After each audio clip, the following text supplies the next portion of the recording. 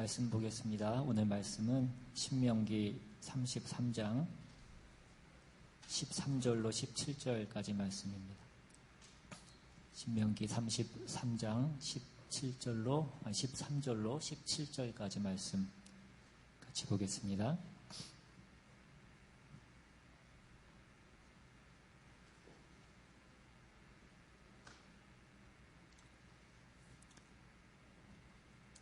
한 절씩 교독해서 읽겠습니다. 제가 먼저 읽습니다.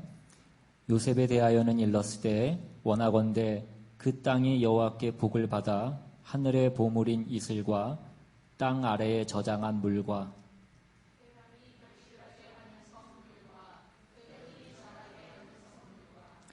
옛 산의 좋은 산물과 영원한 작은 언덕의 선물과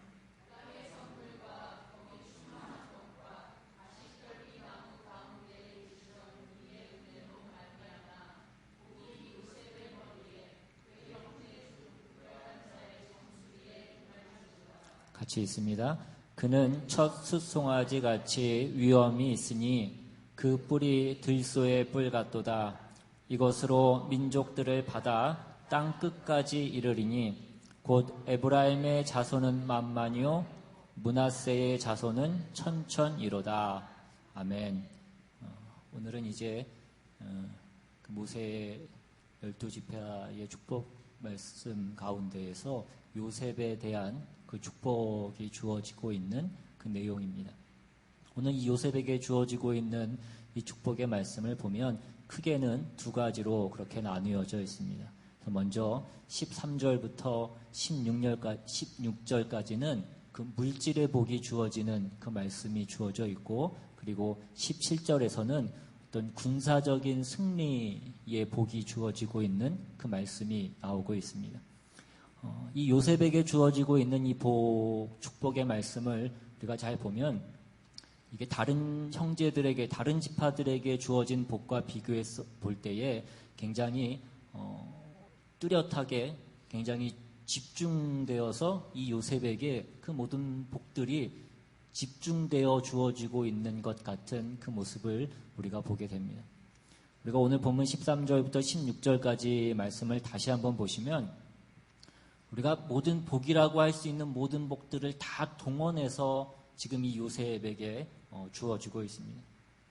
이 13절부터 16절까지 복이라는 그 말씀과 그 복에 관련된, 복을 나타내는 그 단어들이 몇 번이나 등장을 하고 있는지 다시 한번 잘 보면서 말씀을 다시 한번 보겠습니다. 13절부터 요셉에 대하여는 일렀을 때 원하건대 그 땅이 여호와께 복을 받아 하늘의 보물인 이슬과 땅 아래에 저장한 물과 태양이 결실하게 하는 선물과 태음이 자라게 하는 선물과, 여기서 태음은 달을 얘기하는 것입니다.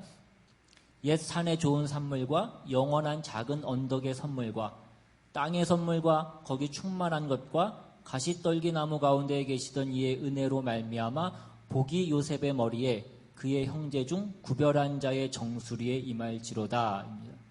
여기 보시면 이 복이라고 하는 그 말씀들이 정말 한 단어 걸러서 한 번씩 나올 정도로, 그러니까 모든 복, 무슨 하늘의 복, 땅의 복, 태양의 복, 달의 복, 무슨 산의 복, 뭐 언덕의 복, 뭐 그런 모든 복들이 다 등장을 해서 이 요셉의 머리에 그 형제 중 구별한 자의 정수리에 임할지로다 라고 그렇게 이 요셉 지파에게 축복이 주어지고 있습니다. 창세기 49장으로 가시면 야곱이 요셉에게 하는 축복에서도 그 축복은 다른 형제들과는 뚜렷하게 다르게 그렇게 요셉에게 그 축복이 주어지고 있는 것을 우리가 또한 볼 수 있습니다. 창세기 49장으로 가셔서 22절부터 보시면 이제 요셉에게 주어지는 그 축복이 나오는데, 창세기 49장 22절 이하에 요셉은 무성한 가지 곧 샘 곁에 무성한 가지라. 그 가지가 담을 넘었도다. 활 쏘는 자가 그를 학대하며 적개심을 가지고 그를 쏘았으나 요셉의 활은 도리어 굳세며 그의 팔은 힘이 있으니 이는 야곱의 전능자 이스라엘의 반석인 목자의 손을 힘입음이라. 내 아버지 하나님께로 말미암나니 그가 너를 도우실 것이요 전능자로 말미암나니 그가 내게 복을 주실 것이라. 위로 하늘의 복과 아래로 깊은 샘의 복과 젖먹이는 복과 태의 복이로다. 내 아버지의 축복이 내 선조의 축복보다 나아서 영원한 산이 한없음같이 이 축복이 요셉의 머리로 돌아오며 그 형제 중 뛰어난 자의 정수리로 돌아오리로다 이것입니다. 그러니까 지금 야곱이 그 아들 요셉에게 하고 있는 이 축복에서나 오늘 우리가 본문 말씀에서 살펴보고 있는 그 모세가 12지파에게 축복을 하는 그 내용 가운데에서 이 요셉 지파에게 하고 있는 이 축복에서나 그 두 본문 모두를 보면 요셉에게 주어지고 있는 이 축복은 굉장히 과하다 싶을 만큼 너무나 요셉에게만 편중되어 있다라고 그렇게 느껴질 만큼 모든 복이 이 요셉에게 집중되어져 있습니다. 여러분, 우리가 이것을 요셉이 다른 모든 형제들보다 뛰어났고 그가 특별하고 그가 더 신앙이 좋았기 때문에 그가 이러한 복을 받고 있는 것이라고 그렇게 생각을 하셔서는 안 됩니다. 물론 우리가 창세기의 내용들을 보면 이 요셉은 야곱이 가장 사랑했던 라헬의 소생이었고 또 그가 늦게 얻은 아들이었기 때문에 야곱의 사랑을 받았던 것이 맞습니다. 또한 그가 형제들에게 미움을 받아서 애굽의 종으로 팔려가지만 거기에서도 그가 어떤 성실함과 어떤 능력을 발휘해서 그가 총리가 되고 그로 인하여서 나중에 기근이 왔을 때 그의 가족들이 다 죽게 되었을 때 이 요셉으로 인하여서 그 모든 그 가족들이 다 살게 된 어떤 그 공로를 인정하는 측면에서 보자라고 한다면 요셉이 야곱에게 이 모든 복을 받는 것이 당연하다라고 그렇게 생각이 되어질 수도 있습니다. 그러나 성경이 우리에게 하고 싶은 얘기는 초점은 거기에 있지 않다는 것입니다. 요셉은 형제들에게 미움을 받고 그 형제들에게서 쫓겨난 자다 이것입니다. 그 형제들에게 미움을 받고 그 형제들에게 쫓겨난 자가 그 가족을 살렸다 이것입니다. 그 형제들에게 미움을 받았던 자가 지금 하나님 앞에 가장 큰 복을 받고 있다. 그것을 성경이 얘기하고 있는 것입니다. 그러니까 어떤 그것에 초점을 맞추고 그것을 대비하기 위해서 지금 요셉의 생애와 어떤 요셉에게 주어지는 이 축복이 기록이 되어 있는 것이지 그 형들은 요셉의 가치를 몰랐지만 요셉은 형들의 미움을 받고 그 팔려간 자리에서도 자신의 성실함과 능력으로 그가 총리에 이르고 그로 인하여서 자기가 그 가족들이 어려움에 처했을 때에 보복하지 않고 그들을 구원해 냈다라는 것에 초점이 있지 않다 이것입니다.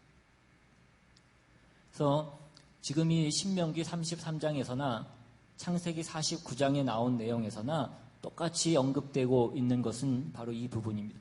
복이 요셉의 머리에 그의 형제 중 구별된 자의 정수리에 임할지로다 이것입니다. 그러니까 요셉은 그 형제와 다른 취급을 받고 있는 것입니다. 이스라엘이라는 이름 자체가 야곱의 이름, 야곱의 또 다른 이름이 이스라엘이고 그러니까 그 야곱의 이름으로 그 이스라엘이라는 국호가 지어진 것입니다. 그 야곱이 그 야복 나루에서 그 하나님의 사랑과 씨름을 하고 난 이후에 받은 이름이 이스라엘이고 그 이스라엘이 그 나라의 이름이 된 것입니다. 그리고 야곱의 그 12아들이 12지파를 이루어서 그 12지파가 이 이스라엘 나라의 근간을 이루게 되는 것입니다. 그런데 그 12지파를 보면 그 12지파의 이름 중에 요셉의 이름이 없습니다. 요셉의 이름이 없고 대신 누가 들어갑니까? 요셉의 두 아들이었던 므낫세와 에브라임이 그 12지파에 들어가게 됩니다. 그러니까 요셉은 결국 자기의 몫으로 두 지파의 몫을 받게 되는 셈이 되는 것입니다. 원래 이스라엘에서는 고대 근동에서는 장자가 두 몫을 받게 되어 있는데 우리가 지난번에도 살펴본 바와 같이 야곱의 장자였던 르우벤이 아버지의 침상에 올라서 그가 범죄함으로 인하여서 그 장자의 어떤 그 권리를 잃게 되고 대신에 요셉이 지금 두 지파의 몫을 그 복으로 받고 있는 것으로 인하여서 요셉이 이스라엘의 장자권을 가져간 것입니다. 창세기 48장으로 한번 가서 보시면 이 일을 어떻게 설명하고 있냐면 요셉의 두 아들 그 므낫세와 에브라임이 야곱에 의해서 양자가 되어진 것 같이 하여서 그 야곱이 요셉의 두 아들에게 그 축복을 내려주는 그 장면이 나옵니다.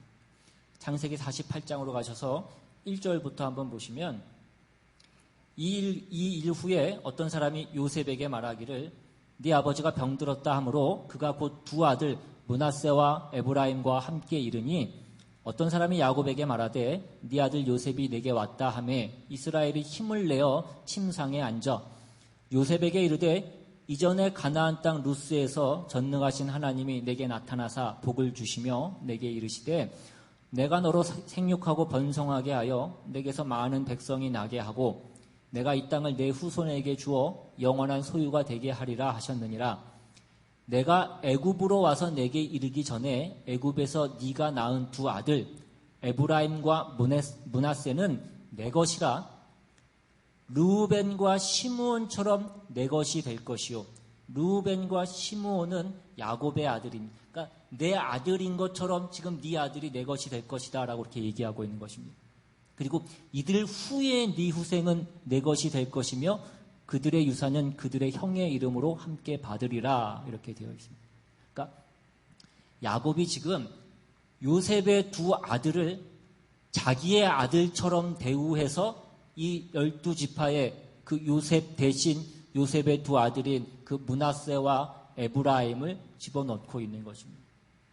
그러니까 요셉의 두 아들이 야곱의 아들인 것처럼 그렇게 한 지파씩 그들이 기업을 받았다라는 것은 다시 우리가 생각해서 다시 말하자면 요셉이 야곱의 아들이면서 그의 지위가 야곱과 같은 지위가 되는 것입니다. 그가 아버지의 반열에 서게 된 것입니다. 왜냐하면 자기 아들이 야곱의 아들처럼 그렇게 한 지파의 복을 받은 것이기 때문에 다시 말하면 요셉이 야곱의 반열, 그 아버지의 반열에 서게 된 것을 얘기하는 것이기도 합니다. 그래서 요셉의 아들이 야곱의 아들처럼 그 12지파를 나눠 가졌다 이것입니다. 그러니까 요셉은 말하자면 아까 우리가 본 바와 같이 그의 형제 중에 구별된 자라 이것입니다. 그래서 오늘 신명기에서도 보시면 그 마지막 17절에서 그는 첫 수송아지 같이 위엄이 있으니 그 뿔이 들소의 뿔 같도다. 이것으로 민족들을 받아 땅끝까지 이르리니 곧 에브라임의 자손은 만만이요 므낫세의 자손은 천천이로다. 이것입니다. 여기서도 보시면 원래는 에브라임이 요셉의 둘째 아들입니다. 므낫세가 요셉의 장자입니다. 근데 여기서도 보시면 성경에도 보면 늘 에브라임이 먼저 등장을 합니다.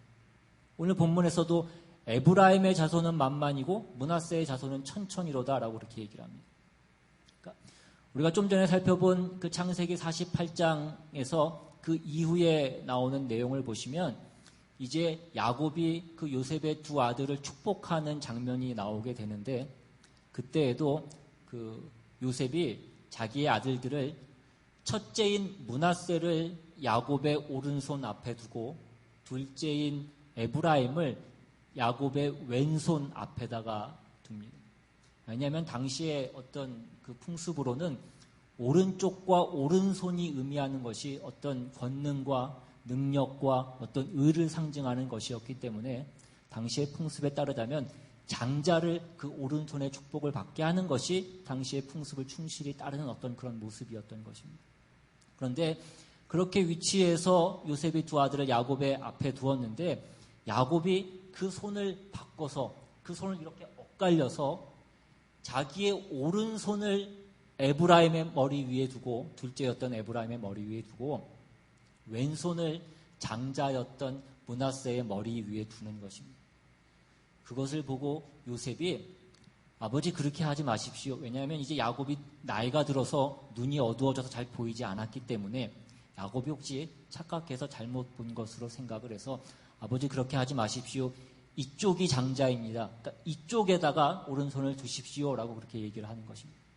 그러니까 야곱이 뭐라고 얘기하냐면 나도 안다 내 아들아. 그러나 이 작은 아들이 이 둘째가 그 형보다 더 크게 될 것이라고 야곱이 그렇게 얘기를 합니다. 우리가 아는 것처럼 실제적으로 뒤에 이스라엘의 역사를 보면 에브라임이 정말 이 야곱이 축복한 대로 이스라엘 가운데 큰 지파가 되어서 나중에 이스라엘이 남북 왕조로 나뉘어질 때에 에브라임 지파가 10지파를 대표해서 북왕조를 대표하는 지파가 되고 유다가 남왕조를 대표하는 그 한 지파가 됩니다. 그러니까 이 에브라임 지파가 10개 지파를 대표해서도 가장 큰 지파가 돼서 그 북왕조를 대표하는 지파가 됐던 것입니다. 그래서 우리가 성경에도 보시면 구약 성경을 보다 보시면 이스라엘을 지칭하는 어떤 별칭으로 하나님이 부르실 때에 유다야 그렇게 부를 때가 있고 에브라임아 이렇게 부를 때가 있습니다. 유다야 부를 때에는 그 남왕조를 지칭하는 것이고 에브라임아 그렇게 부를 때는 북왕조를 지칭해서 부르시는 그 말씀인 것입니다. 그러니까 이 에브라임 지파가 후에 그 북왕조를 대표하는 지파로 그렇게 크게 되어졌다 이것입니다. 그러니까 이런 것들을 보시면 하나님의 일하심이라고 하는 것은 그 장자가 아니라 차자를 더 크게 쓰시더라 이것입니다. 그러니까 이것은 뭘 얘기하는 거냐면 하나님의 일하심은 우리가 생각하는 것과 우리가 일하는 방법과는 다르다라는 것을 얘기하는 것입니다. 창세기에도 보시면 아브라함의 자식도 비록 서자였긴 했지만 이스마엘이 아브라함의 장자고 이삭이 차자입니다. 그러나 하나님께서는 이스마엘이 아니고 이삭을 택하시고 야곱도 에서가 형이고 야곱이 동생임에도 불구하고 하나님께서는 에서가 아니라 야곱을 택하십니다. 이것은 이삭과 야곱이 더 뛰어나고 더 신앙이 좋고 더 특별했다는 것을 얘기하는 것이 아니라 하나님께서 일하시는 방법은 우리가 생각하는 것과 다르다라는 것을 말씀하고 있는 것입니다. 요셉도 마찬가지입니다. 요셉은 아까도 말씀드린 바와 같이 그의 형제 중에 가장 성실하고 신앙이 좋고 가장 똑똑해서가 아니라 형들에게마저 버림을 받고 미움을 받은 자를 하나님께서 들어 쓰셔서 그 이스라엘 민족을 구원하는 자로 하나님께서 쓰시더라. 이 개념을 우리에게 가르치기 위해서 하나님이 이 요셉의 축복 속에서 성령이 우리에게 가르치려고 하는 그 내용인 것입니다. 그러니까 요셉에게 있는 그 모든 축복들은 그가 가진 어떤 조건 때문이 아니라 하나님이 일하시는 방법이 이렇다라는 어떤 그 상징 때문에 이렇게 두드러지게 주어지고 있는 것이다라는 것입니다. 다른 어떤 모든 것보다도. 우리가 이 부분을 조금 더 나아가서 보시면 예수님께서 이 땅에 오셨을 때에 그 모든 이스라엘 백성들이 무엇을 갖고 예수님을 배척하고 예수님께 시비를 걸었습니까? 왜 메시아가 이 꼴로 오느냐 하는 것이었습니다. 하나님의 기름 부음을 받은 자가 우리 이스라엘을 구원하고 해방하러 올 자가 왜 이런 모습으로 오느냐 하는 것이 이스라엘 백성들이 가진 모든 불만이었고 그들이 메시아에 대해서 갖고 있는 가장 큰 오해였습니다. 그들은 메시아가 백마를 타고 오시고 무슨 천군 천사의 호의를 받고 구름을 타고 오실 것이라고 그렇게 생각을 하고 있었습니다. 그런데 메시아라고 하는 그 예수님이 그렇지 않더라 이것입니다. 성경에 보시면 뭐라고 얘기하고 있냐면 누가복음 20장 17절에는 주님께서 그들을 보시며 이르시되 그러면 기록된 바 건축자들의 버린 돌이 모퉁이의 머릿돌이 되었느니라 함이 어찌미냐라고 이렇게 말씀합니다. 예수님께서 당신 스스로를 뭐라고 설명하고 계시냐면 건축자들이 버린 돌이라고 그렇게 설명을 하고 계신 것입니다. 건축자들이 버린 돌이라는 것이 무엇입니까? 건축자들이 그 건축을 하는 데 쓸모가 없어서 버린 돌이라는 것입니다. 왜 그렇습니까? 아까도 말씀드린 대로 어찌 하나님의 기름 부음을 받은 자, 이스라엘을 회복하러 올 자의 모습이 어찌 이럴 수 있느냐 하는 것이었습니다. 예수님께서 이제 후에 내가 이제 십자가를 지고 내가 이제 죽을 것이다 라고 말씀하시자 그때까지 예수님을 그나마 따르던 많은 무리들이 예수님을 다 떠나갑니다. 12제자만 남기고 많은 무리들이 다 예수님을 떠나갑니다. 그 12제자마저도 예수님이 잡혀가시자 다 도망가고 베드로 하나 예수님 쫓아갔다가 닭 울기 전에 예수님을 3번 부인하고 저주하고 맹세하며 부인하고 예수님 돌아섭니다. 우리가 보는 이 신명기에 나오는 축복들이나 창세기 49장에 기록된 이러한 축복들을 볼 때에 요셉을 향한, 아니 우리 모든 하나님의 백성들을 향한 하나님의 복은 영원한 것입니다. 그러나 우리가 신앙생활을 하다 보면 그러한 복들이 우리에게 현실적이지 않더라 이것입니다. 무슨 하늘의 복, 땅의 복, 무슨 산의 복, 태양의 복, 뭐 이런 것들은 다 고사하고 무슨 행운권 하나 당첨하는 것에 당첨되는 적이 없고 무슨 당장 내 앞에 있는 어떤 문제 하나 해결해달라고 하나님께 간구하는 것을 하나님께서 잘 들어주시지 않더라 이것입니다. 오늘 본문에 나오는 그 수많은 복들이 도무지 우리에게 현실적으로 느껴지지 않는다 이것입니다. 그러나 성경은 이것이 사실이라고 우리에게 말씀하고 있는 것입니다. 어떻게 사실이냐면 이 창세기 49장에 나오는 그 22절 이하에 요셉은 무성한 가지 곧 샘 곁에 무성한 가지라 그 가지가 담을 넘었도다.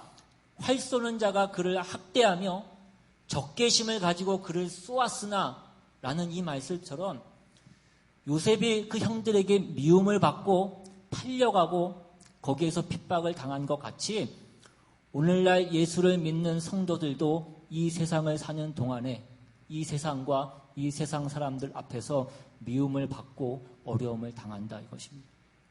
그러나 또한 그 요셉을 하나님이 한 번도 놓으신 적이 없는 것 같이 요셉이 종노릇한 곳에서나 요셉이 그 감옥에 갇혀 앉아 있을 때에도 하나님이 늘 그와 함께 하심으로 성경이 그가 범사에 형통했다. 그가 형통한 자가 됐다라고 그렇게 말씀하고 있는 바와 같이 예수를 믿는 사람들의 그 생애 속에 하나님이 그를 잇거나 하나님이 그를 놓아주시는 순간은 단 한순간도 없다라는 것입니다. 그 모든 일들을 우리가 어떤 세상적인 욕심을 가지고 어떤 그 시각으로 볼 때에는 그것이 고단한 길이지만 하나님이 하나님 쪽에서 우리에게 의도하시는 그 영원한 것과 어떤 그 거룩한 시각으로 볼 때에 그것이 형통한 길이다 이것입니다. 오늘 우리는 하나님께 나와서 무엇을 원하고 무엇을 소원하고 계시냐 이것입니다. 좀 더 많은 그 물질을 얻기를 하나님께 소원하십니까? 아니면 좀 더 건강해지기를 하나님께 소원하고 계십니까? 여러분들이 한번 솔직히 여러분 가슴에 손을 얹고 한번 생각해 보시길 바랍니다. 정말 하나님께서 나에게 돈을 주고 건강하게 해주고 형통하고 그래서 오늘 나에게 부르는 사람이 많고 내가 갈 데가 많이 있으면 오늘 여러분이 이 자리에 계시겠냐 이것입니다. 이번 세상에서 돈 있고 건강하면 할 일이 얼마나 많은지 모릅니다. 그런데 그 모든 게 멸망의 길이라고요. 여러분이 모르고 여러분 욕심으로 소원한 어떤 것들에 여러분이 응답을 받지 못해서 여러분이 서운하고 화가 나셨을지 모르지만 그게 복이라 이것입니다. 여러분이 여러분 원하는 대로 다 형통했으면 여러분 여기 앉아 계실 분이 몇 분 계시지 않을 것입니다. 여러분들은 다 말하자면 하나님의 여러분들을 지키셔서 이 자리에 계신 것입니다. 우리가 우리 자녀들을 기를 때에도 자녀가 해달라는 대로 다 해주는 것이 자녀에게 유익이 아니라는 것을 우리는 잘 알고 있습니다. 자녀가 달라는 대로 다 돈 주고 넘치게 넉넉하게 돈을 주는 것이 자녀에게 유익이 되지 않는다는 것을 우리는 알고 있습니다. 우리가 이미 경험했지만 돈이라는 것은 늘 부족하지 넘치고 남고 풍족하다라고 느껴지는 적은 없습니다. 돈은 늘 있는 것보다 쓸 게 더 많아지는 것입니다. 우리에게 자족하는 마음이 없는 한 돈은 아무리 많이 가져도 부족한 것입니다. 그러나 돈이 있어서 망하지 돈이 없어서 망하지 않는다고요. 세상의 것들은 있어서 오히려 우리를 망하게 하는 것입니다. 여러분, 우리의 복은 어디에 있습니까? 우리에게 주어진 그 하늘과 땅의 복이 무엇이냐 이것입니다. 하나님이 우리를 그의 자녀로 지키시는 그 손길 가운데 있는 것이 우리에게 주어진 복들이라는 것입니다. 하나님이 우리를 인도하시면 노예로 팔려갔어도 그것이 형통한 길이요. 우리가 감옥에 앉아 있다고 할지라도 그것이 형통한 길이라고요. 여러분이 받은 복이 무엇인지를 다시 한번 인지하시고 그것을 누리시고 그것을 나누실 수 있어야 됩니다.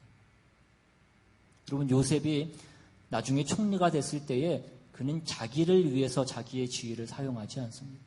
온 세상 사람들을 구하는 데에 그 지위를 사용합니다. 예수님께서 건축자의 버린 돌로 왜 오셨냐 이것입니다. 우리를 위하여 스스로 가난해지신 것입니다.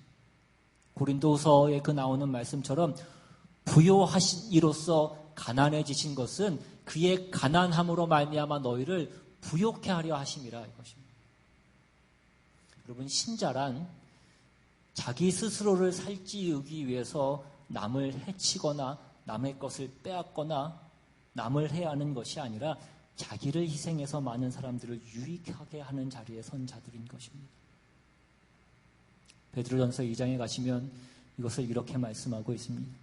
베드로전서 2장 1절 이하에 그러므로 모든 악독과 모든 기만과 외식과 시기와 모든 비방하는 말을 버리고 갓난아기들 같이 순전하고 신령한 젖을 사모하라. 이는 그로 말미암아 너희로 구원에 이르도록 자라게 하려 함이라. 너희가 주의 인자하심을 맛보았으면 그리하라. 사람에게는 버림바가 되었으나 하나님께는 택하심을 입은 보배로운 산돌이신 예수께 나아가 너희도 산돌같이 신령한 집으로 세워지고 예수 그리스도로 말미암아 하나님이 기쁘게 받으실 신령한 제사를 드릴 거룩한 제사장이 될지니라. 신자된 복은 자기 하나 그 복을 소유한 것에 그치는 것이 아니라 모두가 복을 받도록 하는 자가 되는 것입니다. 요셉은 오실 메시아를 예표하는 사람이기도 합니다. 요셉의 생애 가운데 그 메시아의 상징이 그 요셉의 생애 가운데에 있습니다. 그가 애굽의 노예로 팔려감으로 그의 형제들을 구하게 된 것이 예수님께서 스스로 이 땅의 종으로 팔려오심으로 우리를 구원하시는 것을 예표하는 것입니다.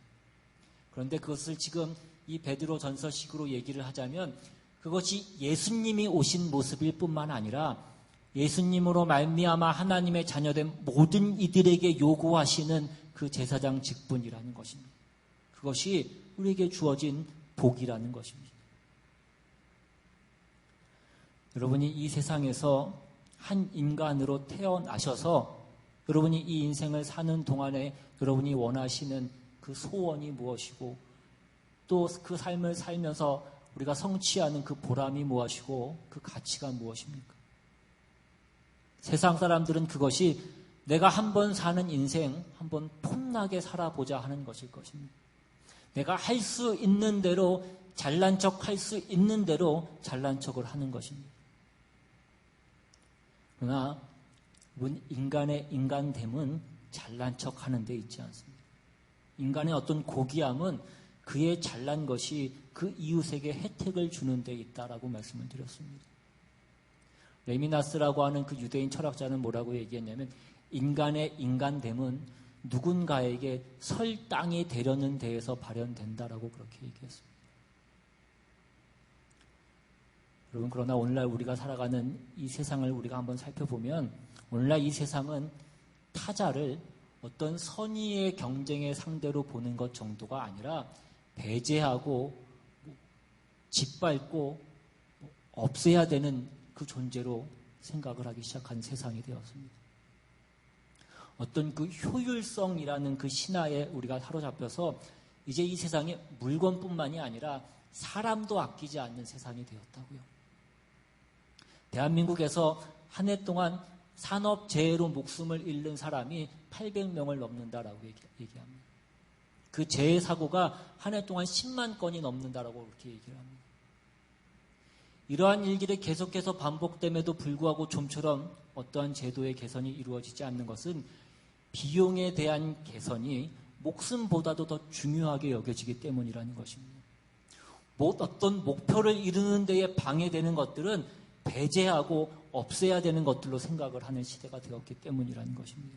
근데 이것이 오늘날 교회 안에서도 우리가 믿음이라는 것을 가지고 행하는 일들 가운데에서도 이러한 일들이 자행되어지고 있는 것들을 우리가 보게 되는 것입니다. 어떤 하나님의 일이라는 명분을 가지고 행하는 그 일에도 그것이 방해가 되는 것이라고 한다면 그것을 서슴없이 우리가 배제하고 배척하는 일들을 우리가 서슴없이 하더라 이것입니다.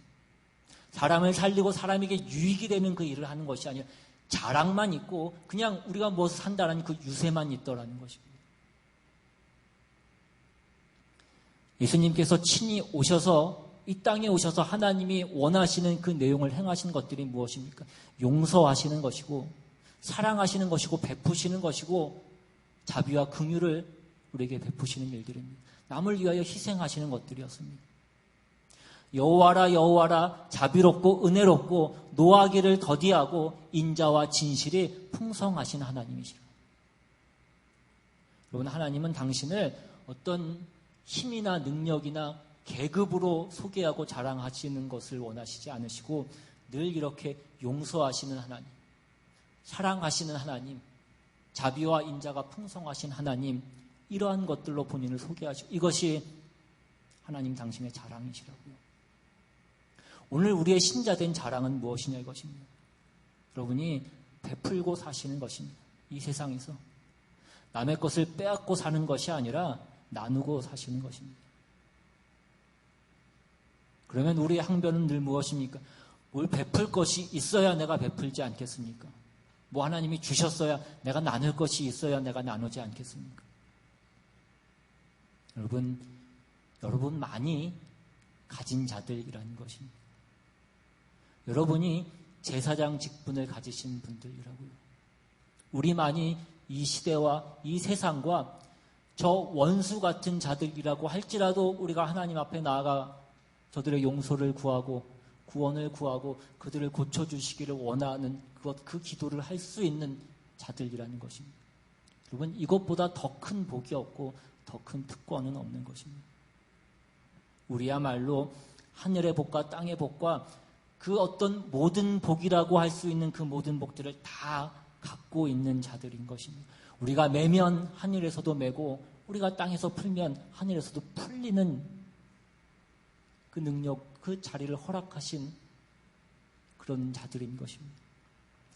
왜 이 귀한 신자된 그 자랑과 그 특권과 그 복들을 내려놓고 그렇게 원한과 원망과 불평에 사로잡혀 있는가라고 하는 것이 오늘 성경이 이 요셉의 생애와 축복을 통하여서 우리에게 가르치고 말씀하시려고 하는 그 모든 내용들인 것입니다. 여러분, 참다운 그 인간의 가치와 보람과 그 수준이 어디에 있는지를 다시 한번 잘 살펴보실 수 있기를 바랍니다. 세상 사람들은 자기가 뭐가 필요한지, 내가 어떤 절망 가운데에 있는지를 알지 못하면서 사는 것입니다. 우리만이 그것을 알고 살아갑니다. 우리가 예수를 믿고 복된 자리에 있다라고 해서 늘 밤낮 기쁘게 살아갈 수 있는 것은 아닙니다. 어쩌면 더 많은 근심과 걱정거리가 우리 삶 가운데 있을 수 있습니다. 그러나 그것은 자기만을 위한 것이 아니고 어떤 개인의 자존심을 세우기 위한 어떤 그 걱정이 아니라 사랑하는 마음이 갖게 하는 그 걱정들인 것입니다. 내가 가진 이 복을, 내가 가진 이 복된 운명을 모두가 갖기를 소원하는 그 하나님, 그 예수 그리스도가 가지신 그 마음에 동참함으로 가지는 어떤 안타까움인 것입니다. 이것이 성도된 자랑이요, 또한 복인 것입니다. 오늘 이 요셉의 인생은 그가 살며, 그가 존재하며, 만나며, 그가 당하는 모든 일에서 하나님께서 그와 함께 하시며 그를 통하여 그 하나님의 복된 영혼을 만들어내시는 그 일에 쓰임을 당하고 그 일을 맡은 자로서의 그 인생을 살아가는 자로서 성경이 기록하고 있는 것입니다. 오늘 저와 여러분도 같은 존재인 것을 기억하시고 여러분의 기도에 더 많은 감사와 이 제사장된 직분을 인식함으로 그 직분을 감당하시는 저와 여러분들 되시기를 주님의 이름으로 축원합니다.